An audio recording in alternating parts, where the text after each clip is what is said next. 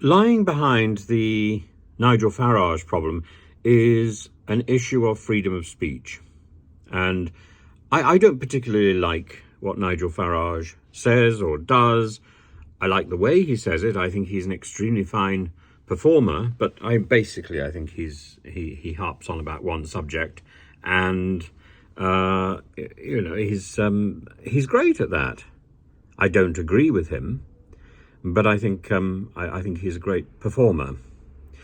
There are other people who I don't agree with even more, like the Free Speech Union, the Daily Skeptic. I suppose I don't really agree with. Lawrence Fox. I don't like some of the things he says, but I'm a great fan of Lawrence Fox. I think Lawrence Fox himself is a great person. Stuart Campbell, Wings Over Scotland. Yeah, well, again, he's more left wing. I don't really agree with him either. But this is the point.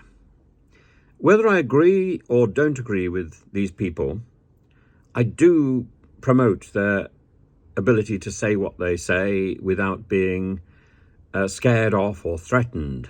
And this is where the Coutts issue comes into its own. This is where the Coutts issue is so absolutely wrong.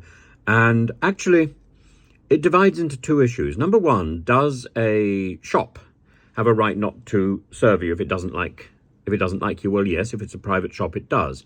The problem with Coutts is, as Jacob Rees-Mogg pointed out yesterday in Prime Minister's Questions, the government owns some shares in Coutts. That means that Coutts is not an entirely private bank. And the fact that it's also the bank of the monarch means it's not an entirely private bank. It has a reputation to us. And something that is therefore has a reputation to the public and has a responsibility to the public doesn't have that same entitlement to say, well, I don't want to serve you. Actually, they have to. They have a duty.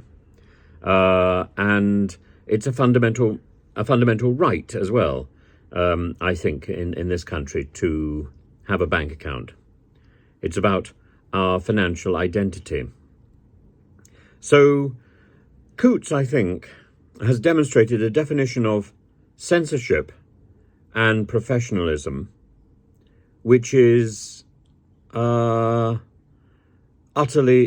wrong. And the Prime Minister says that, in response to Rees-Mogg, the Prime Minister says that we must ensure politically exposed persons are treated appropriately. Well, that doesn't mean anything, does it? But he then goes on to say that an individual may complain to the financial ombudsman. That, again, doesn't say very much. People may complain. They don't do anything. Maybe the fact that this has been mentioned at Prime Minister's Questions is going to catapult it a little bit beyond the desultory and the indifferent, but not hugely. I think we have entered a realm where we have embraced a form of bureaucratic censorship, a form of bureaucratic totalitarianism, without the aid of Prigozhin and his Wagner brigade, without their hammers or Putin's benign nod, without the help of North Korea or the Witterings of Tehran, without even the memory of the Greek or the Argentine junta, and the atrocities done in Spain and so on. We have somehow or other stumbled into our own totalitarianism, into our own repression.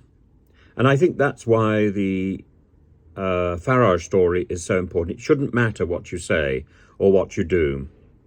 What matters is that once the bank has taken you on, then it's the bank's responsibility to keep you, because there are issues like for example, your mortgage needs to be paid, and if suddenly next week your bank is stopped, how are you going to pay your mortgage? How are you going to survive in this extraordinarily brutal and demanding financial world?